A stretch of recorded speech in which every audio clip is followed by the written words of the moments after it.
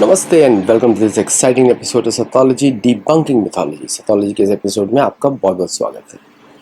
अगर आप हम लोग को हेल्प करना चाहते हैं, लाइक करिए, शेयर करिए वीडियो को। हमारे वीडियो का व्यूअरशिप काफ़ी कम हुआ है वीडियोस का, और हमारा धार्मिक कंटेंट होता है। हम लोग धर्म की तरफ से कमेंट्री करते हैं ऑन द करंट अफेयर्स, क्योंकि आप लोगों को पसंद है इसलिए करते हैं, ताकि हमारे जो अदर धार्मिक कंटेंट हैं मेंबर्स के, दैट यू कैन वॉच, और आप हमारे गुरुकुल में भी जुड़ सकते हैं। इसलिए धार्मिक कमेंट्री करते हैं जो पॉलिटिक्स में जाने की शुरुआत हुई। चलिए, Trump storms out of the Congress. मैं सुप्रीम कोर्ट में गया था सुनने के लिए, and he stormed out of their. President Trump stormed out of supreme court hearing. अब क्या क्या आर्ग्यूमेंट्स हुए, मतलब एक वहाँ पे एक सुप्रीम कोर्ट की एक अटॉर्नी है, जस्टिस हैं, जस्टिस केतनजी ब्राउन जैक्सन। तो उन्होंने बोला हाउ डज दिस वर्क, पूछा बर्थ राइट सिटीजनशिप के ऊपर। अमेरिका में क्या होता है कि अगर कहीं पे किसी भी माता पिता का बच्चा अमेरिका में जन्म लेता है, उसको सिटीजनशिप मिल जाती है। ये एक तरीके से इलीगल है। जो लीगैलिटी वो ये है कि, लेकिन इसको स्पेसिफाई नहीं किया गया, ये अंडरस्टूड है, तो इसलिए यहाँ पे लिटिल बिट ऑफ क्लियरेंस नहीं है, क्लैरिटी नहीं है यहाँ पर। तो मतलब कि अगर माता पिता लीगल है, मतलब लीगली वीज़ा पर हैं, इलीगली एंट्री नहीं हुए, तो उनको लीगल माना जाता है, तो उनके बच्चों को सिटीजनशिप मिल जाती है। लेकिन अमेरिका में इसको कैसे दुरुपयोग किया जाता है कि मैक्सिको से ज़्यादातर होता है। तो मैक्सिको के माता पिता दोनों ही बॉर्डर इलीगली क्रॉस किए हैं, फिर यहाँ पे जन्म लिया उन्होंने, मतलब जब तक कि उनको ना उनका कोई लीगल स्टेटस है यहाँ पे, और उन्होंने एक वीज़ा, टूरिस्ट वीज़ा लेके एंटर किया। Tourist visa is not considered immigrant visa, it's a non immigrant visa. लेकिन जैसे H1B वीज़ा वाले लोग हैं, उनका वीज़ा लॉन्ग टर्म होता है, तो उनको लीगल माना जाता है। तो इनके जो माता पिता हैं वो टूरिस्ट वीज़ा पे आए, जो कि टूरिस्ट वीज़ा पे आप हॉस्पिटल्स को यूज़ नहीं कर सकते हैं, स्पेशली फॉर गिविंग बर्थ। मतलब ऐसा क्लैरिटी कहीं पे लिखा नहीं हुआ है, that's why there is a lot of ambiguity. ये सिटीजनशिप लॉ बना था 14th अमेंडमेंट में। Anyone born to the slaves of United States, वो पर्पस था, स्लेव्स था। Anyone born in the United States to people living in the United States, उनको citizenship मिलती थी। तो ये एक्चुअली 14th अमेंडमेंट है यूएस कॉन्स्टिट्यूशन का, जो कि 14th अमेंडमेंट ये बोलता है। मैं आपको पढ़ के सुना देता हूँ so that you understand what I'm talking. So this is the Constitution of America. It's an official copy published by the East India Publishing Company, by the way. East India Publishing Company. It's an official Constitution of the United States. 14th Amendment, passed by Congress June 13, 1866, ratified June 9, 1868. Article 1, Section 2 of the Constitution was modified by Section 2 of the 14th Amendment. Section 2. Section 1 में क्या है? All persons born or naturalized in the United States and subject to the jurisdiction thereof are citizens of the United States. तो citizens of United States कौन है? जो naturalized हो और जो born हो और naturalized हो, मतलब जैसे कि जो लोग प्रोसेस के थ्रू जाते हैं फिर naturalized होते हैं, जिनका जन्म बाहर हुआ है ना, of the state and within they reside. No state shall make or enforce any law which shall abridge the privileges or immunities of the citizens of the United States. तो पहले डिफाइन कर दिया, naturalized citizens है और born with citizens है. Nor shall any state deprive any person of life, liberty or property without due process of law. Okay, this is the Constitution of USA. Nor deny to any person within its jurisdiction the equal protection of the laws. तो दोनों को समान माना जाता है. Now, Section 2 है, representatives shall be apportioned amongst the several states according to their respective numbers. मतलब कि US कांग्रेस का जो allocation है will be based on the numbers of citizens, counting the whole number of persons in each state, excluding Indians not taxed. Excluding Indians. Indians मतलब Native Americans, not taxed. But when the right to vote at any election for the मतलब कि Indians को permanent माना गया है, उनके ऊपर कोई जुरिस्डिक्शन अमेरिका का नहीं चलता. जो जिनको टैक्स नहीं किया गया, मतलब कि जो they are not liable to pay income tax to the United States of America, उनकी बात हो रही है। मतलब कि जो रिजर्वेशंस में रह रहे हैं, because all the reservations are sovereign lands, तो जो जहाँ पे उनका जन्म हुआ है और वहीं पे रह रहे हैं, उनको अमेरिकन टैक्स लॉज नहीं लगते। Okay, that's what they are saying. But when the right to vote, ये 1868 में बना था, 1866 का लॉ है।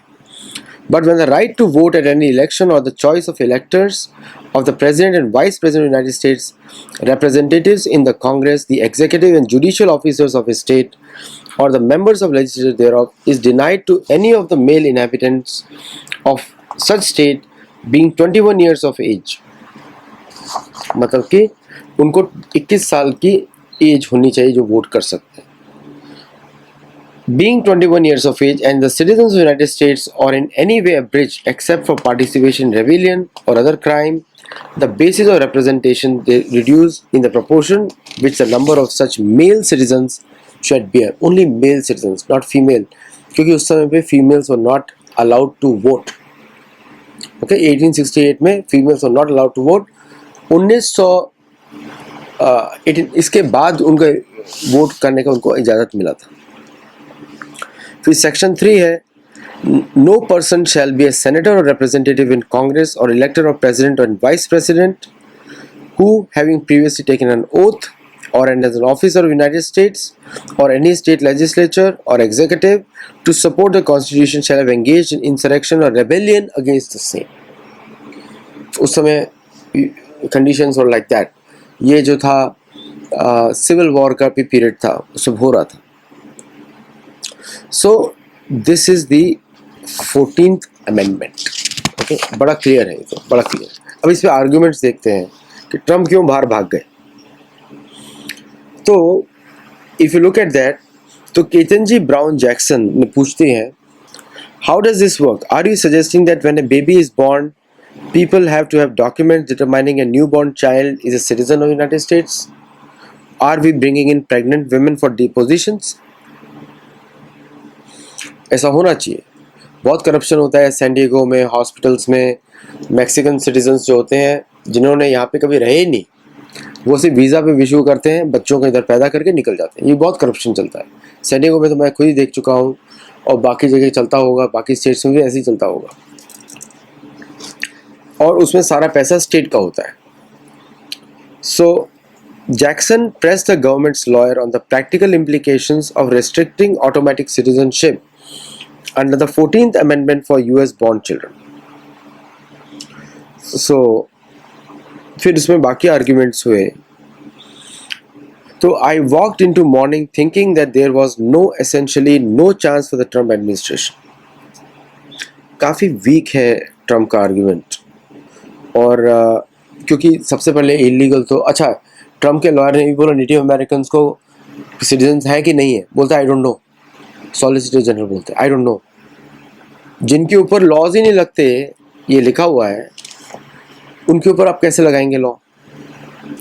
तो birthright citizenship for illegal aliens has no basis in the constitution. और इसमें ये कॉन्स्टिट्यूशन तो बिल्कुल डिफरेंट है, और डिफरेंट टाइप्स ऑफ अपील्स लगी जा रही हैं। और ऐसा लगता है कि इसको स्ट्राइक डाउन किया जाएगा, क्योंकि आर्ग्यूमेंट्स आर वेरी वीक। तो प्रेसिडेंट ट्रम्प बाहर से निकल गए। तो जॉन सॉयर ने 9 मिनट की स्पीच दी, जो अटॉर्नी सॉलिसिटर जनरल है अमेरिका के। So and he said the 14th amendment demands total allegiance to America, not foreign loyalties. Trump की बीवी और बच्चे सबके ड्यूअल सिटीजनशिप है। All the Mexican origin, Hispanic origin लोगों का ड्यूअल सिटीजनशिप है। ऑल द यूरोपियन सिटीजन्स का ड्यूअल सिटीजनशिप है, और ये सभी कांग्रेस में है।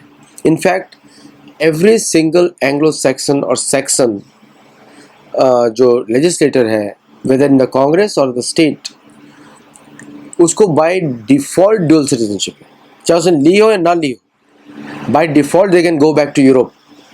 Native Americans cannot go back to Europe. Indians cannot go back to Europe.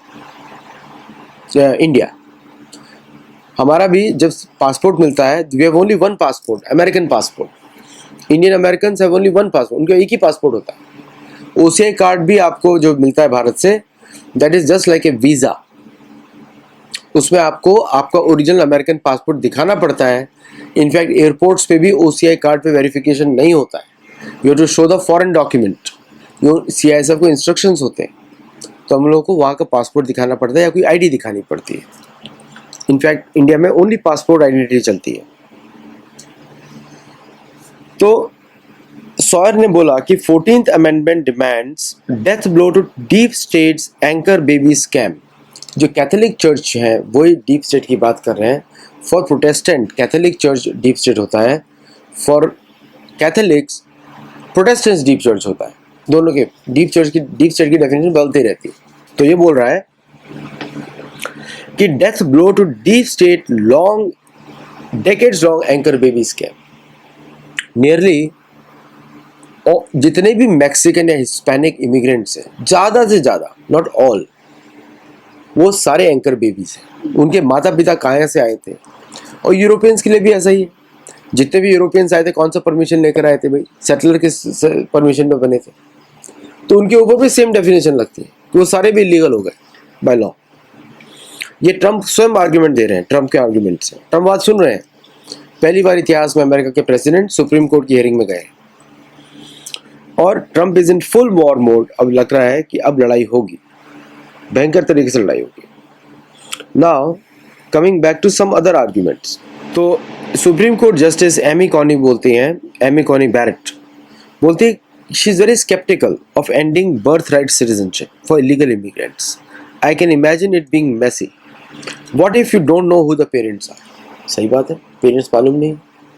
कभी कभी लोग अबैंडन कर देते हैं, बच्चे यहाँ पैदा होंगे अबैंडन कर देते हैं, बच्चों को छोड़ के निकल जाते हैं। Many cases like that are there.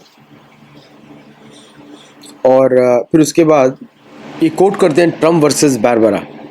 तो क्लैरेंस थॉमस बोलते हैं it is impossible without you.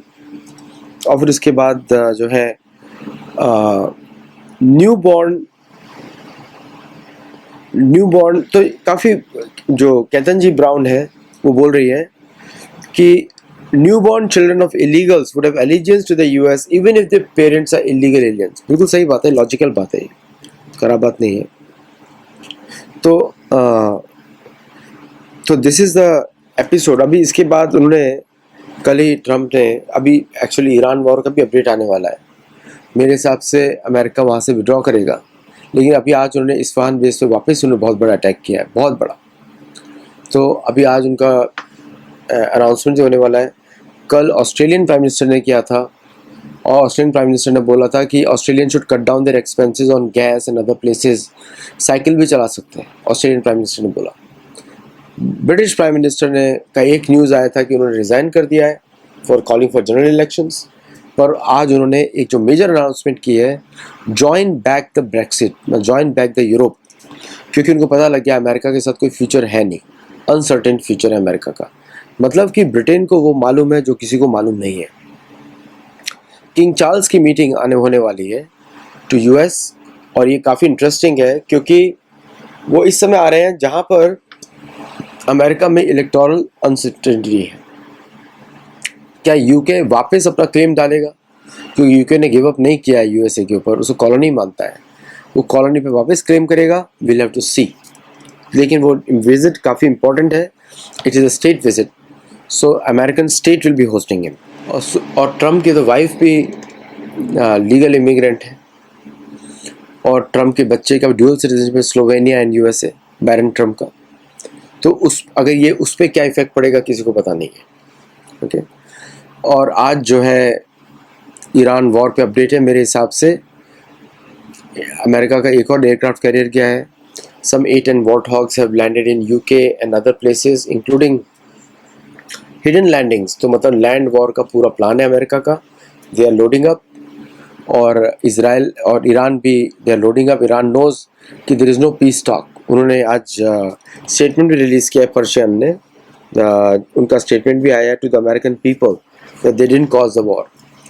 कोई सुनने वाला नहीं है। They have decided to wage a war, करेंगे वो, उसको बढ़ाएंगे, लैंड वॉर को बढ़ाएंगे। और जो भी समय मांग रहे हैं ट्रम्प, वो ट्रूप्स को वहाँ पर ले जाने के लिए बिल्डअप है।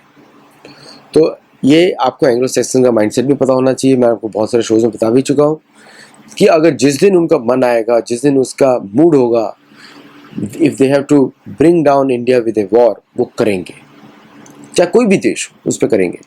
ओनली रीज़न उसकी इंडिया के पीछे नहीं जाते हैं because of the nuclear weapons, और उनको मालूम है, तो इसलिए रिजीम चेंजिंग के थ्रू काम करते हैं, थ्रू चर्चेज उनका इंस्टीट्यूशंस होते हैं, उन्हीं के टूल्स होते हैं, चर्चेज होते हैं सारे, कैथोलिज्म हो या, क्योंकि दोनों यूनाइटेड है हिंदुओं के विरुद्ध, कैथोलिज्म हो या प्रोटेस्टेंटिज्म हो, ये लड़ाई इन दोनों के बीच में ओनली इन अमेरिका है, बाहर सब यूनाइटेड है।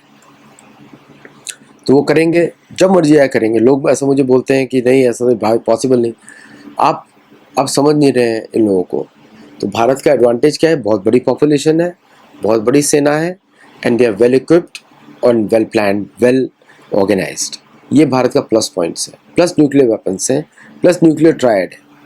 तो इसलिए भारत के लिए बहुत इंपॉर्टेंट है इंटरकॉन्टिनेंटल और इस सब बेसिस पे वॉर मशीन्स को आगे बढ़ाते रहना। प्लेन्स की टेक्नोलॉजी कभी देने वाले नहीं है, टीओटी कभी देने नहीं वाले हैं, वो भारत को खुद ही डेवलप करनी पड़ेगी। जिस तरह भारत को क्रायोजेनिक इंजन बनाने पड़े थे खुद ही, ये भी खुद ही बनाना पड़ेगा। अगर कोई टीओटी के बेसिस पे काम हो रहा है तो France, US, everybody is United, including Russia. तो रशिया ने ऑफर किया है तो भारत को पिकअप करना चाहिए। चाइना के सारे प्लेन्स रशियन इंजन के डिज़ाइन पर ही चलते हैं। So they have done a wonderful work, Chinese have done self reliance in planes. तो भारत के पास भी किसी भी तरह भारत को कैपेबिलिटी चाहिए, ट्रांसपोर्ट प्लेन्स की भी चाहिए बाय द वे। उसके अंदर जीपीएस डाल सकते हैं, कुछ भी डाल सकते हैं, दे कैन ट्रैक। आजकल के लिए इतना ही। ट्रम्प भाग गए सुप्रीम कोर्ट से, भागे नहीं मतलब कि rushed out after the initial arguments were made, और आज शाम को उनका प्रेस कॉन्फ्रेंस है। एक्चुअली कल सुबह है 6:30 बजे प्रेस कॉन्फ्रेंस है। आज के लिए इतना ही। नमस्ते, जय Jagannath, and I will see you in the next show. Thank you.